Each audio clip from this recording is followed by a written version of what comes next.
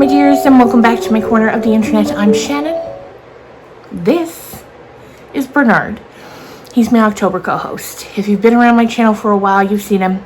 But if you're new, October co-host doesn't say much. But we're just happy he's here. Anyway, it is currently Saturday evening as I'm filming this.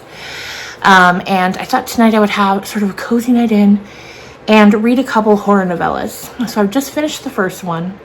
I thought I would come, tell you about it, then go read the second one, and then I'll come back and tell you about that one. Anyway, the first one I read is a book I've been hearing about for ages, and that's Comfort Me with Apples by Catherine M. Valente. This book's going to be a little difficult to tell you about.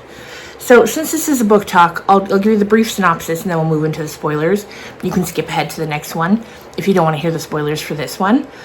But basically, what we're dealing with here is a woman named Sophia, and she lives in the perfect, idyllic neighborhood with her husband. And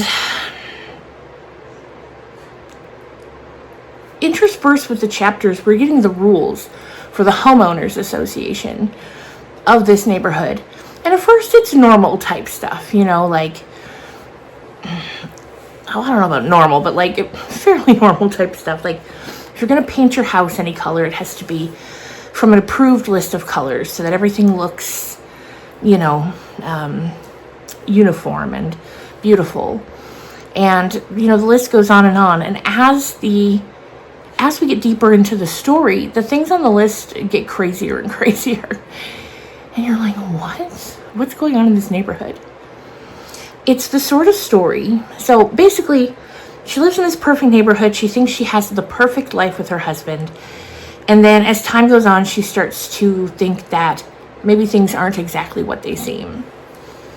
And boy, aren't they. So it's a horror novella, but I wouldn't say it's really scary. It's more unsettling.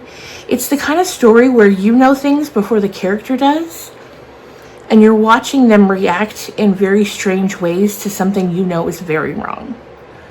That is, something is very off. And that's the story. That's the story, basically. That's all I can tell you without spoiling anything. So if you don't want to hear the spoilers for this one, pop on over to the next one. Put the timestamp down below. Okay, so as time is going on, her husband's never home. And she's starting to feel a little off about everything.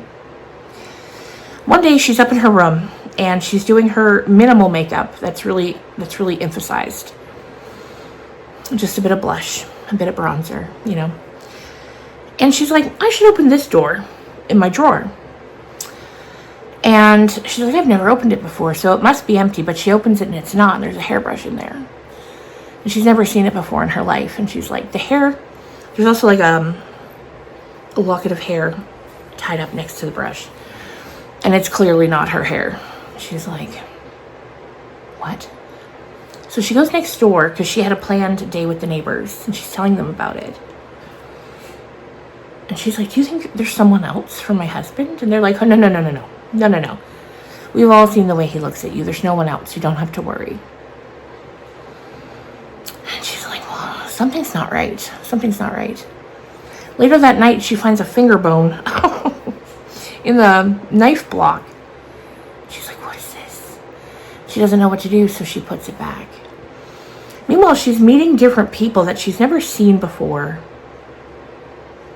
And she's starting to get the feeling that even though in her mind this is her house and it has always been her house, maybe it hasn't always been her house. And she starts going through the house, tearing it apart. And she finds all kinds of things. Jewelry that doesn't belong to her. Hair of all different colors. Different bones. And she's like, what is going on here? And she runs from the house. She goes to the garden where there's a man. And she's talking to him, and he has questions for her, and he's kind of like, anything you want to know, you have to ask me directly. I can't tell you. You have to ask. And as she has been starting to put things together, you know, she asks, like, I'm not his first wife, am I? He's like, no. She's like, how many have there been? And he's like, Too many to count. Too many to count.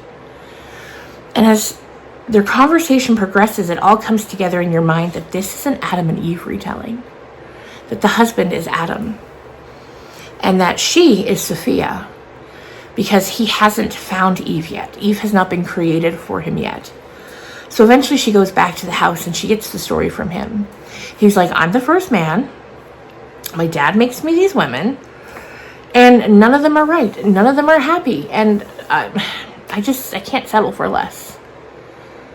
And she's like, listen, pal, I'll be happy. I'll be as happy as you need me to be. Just cool your jets. And he's like, no, it's too late. It's too late. He's like, but we're getting closer. We're getting closer because you were nearly perfect. Nearly. Not quite. And then he strangles her.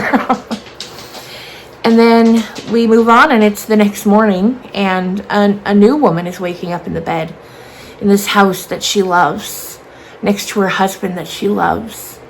And this house has always been hers and will always be hers. And we learn that her name is Eve. And it was just such a clever retelling that it really doesn't snap into place until later. And I really enjoyed it. Flew through it. It's really short. It's like 100 pages. You can read it in like an hour and a half. And I thought it was great. So would definitely recommend. And now we're going to go read the next one. The next one is called Crossroads by Laura Hightower. Or Laurel Hightower. I've heard a lot about this one too. And I can't wait to read it. So I'm going to go read it. And then we'll come back and we'll talk about it. All right. Hi there, guys. Bernard and I are back to tell you about Crossroads by Laurel Hightower. My goodness, I've read a lot of horror novellas, and this one's got to be one of my favorites. I think my all-time favorite is still Mapping the Interior by Stephen Graham Jones. That one really struck a chord with me, but this one did as well. And I think it's going to come in at a close second. What we have here is, and like this story packs such a punch, and it's barely 100 pages. We have a woman, and when we meet her, she's 2 years into the grief of her 22-year-old son's death. He died in a car accident, and she is still very much in the thick of that grief, of course. How could she not be? It's funny too, because Mapping the Interior is also grief. I love grief horror. It works so well for me. Anyway, we meet her, and yeah, she's deep in the thick of it. Her ex-husband, Bo, they're good friends. They divorced when their son Trey was 2. He's remarried, but they're still close. She goes not to the cemetery where his body was buried, but to the site where the accident took place every day. And one day when she's there, she has a cut, and she bleeds onto the grave. She goes home, and that night she wakes up and she goes to the window and she sees him out there. And she's like, oh my God. And she's up in her bedroom and he's down there, but she sees him and he sees her, and they're waving, and he looks so happy, and she feels so happy to be seeing him again. From there, the story becomes this woman's journey to try to figure out how to keep her son coming back. So that's all I'll say if you don't want the spoilers. 5 stars. I loved it. I cried. It was beautiful. It was gut-wrenching, and I think especially if you're a parent, I think it will hit you especially hard. Anyway, so beat it if you don't want spoilers. And thank you for watching, of course. But yeah, so she keeps going back now. She becomes obsessed with him returning so she can see him at night. And she's starting to date the neighbor that she's known for many years, but she's finally starting to let him in. He becomes an important part of this. So she keeps going back, and she's like, okay, a sacrifice. I bled. That was a sacrifice. So she starts trying to bring different items to see if that will count. Excuse me. To see if that will count as a sacrifice. She brings her old wedding ring. She brings a t-shirt of his. She brings a box of his keepsakes from when he was a baby. She buries them. None of those things bring him back. So, she's like, okay, well, the blood did. The blood did. So she goes and she keeps cutting herself and bleeding onto the grave, or the site, the ground where the accident happened. And he keeps coming back, but as time goes on, he's looking worse for wear. He's looking thinner, paler, more tired. And he's like, Mom, I'm tired. I'm tired. And she's like, okay, I'll figure it out. I'll figure out what the proper sacrifice is to keep you coming back, and maybe we can keep you here forever. And so her injuries to herself become more and more intense. Like, eventually cutting's not enough. So she tries to take pieces of her to give to him. Her boyfriend, Dan, he's not an idiot. So he's seeing her injuries, and eventually he puts it all together. He doesn't put together that she's trying to bring her son back, but he puts together that it's got something to do with her grief. Anyway, her son comes again one night, and he's telling her, like, it's not enough, it's not enough. And yet every time she goes to the cross to make a sacrifice, she hears this moaning, this horrible sound. Anyway, the climax comes when she decides she's going to take her own life, and she's going to trade her life for his. Because in her heart, she believes that if she does that, he'll come back and he'll get to live. And Dan pieces that together, and eventually he's like, I can't let her do this. But he's very torn, because she sounds like, when he's talking to her, she sounds very rational, not delusional, not crazy. And he even says that to her, like, what you're saying is crazy, but I don't believe you're crazy. So the night he knows she's going to do it, he takes her gun, because she was going to take a gun with her, and he empties it out. And she's like, okay, I'm sorry, you're right. Let's go back to bed. But when he falls asleep, she starts walking. She's like, I don't need that gun. He's taking her car keys. She's like, I don't need my car. I'll walk there. I will do anything for this child. And she gets there, and she digs a hole, and she gets in it. And something supernatural, something otherworldly puts the dirt on her. And she's laying there, and she can almost hear that moan again. And if she could have heard it, it was the sound of her son saying, Mom, no. Mom, no.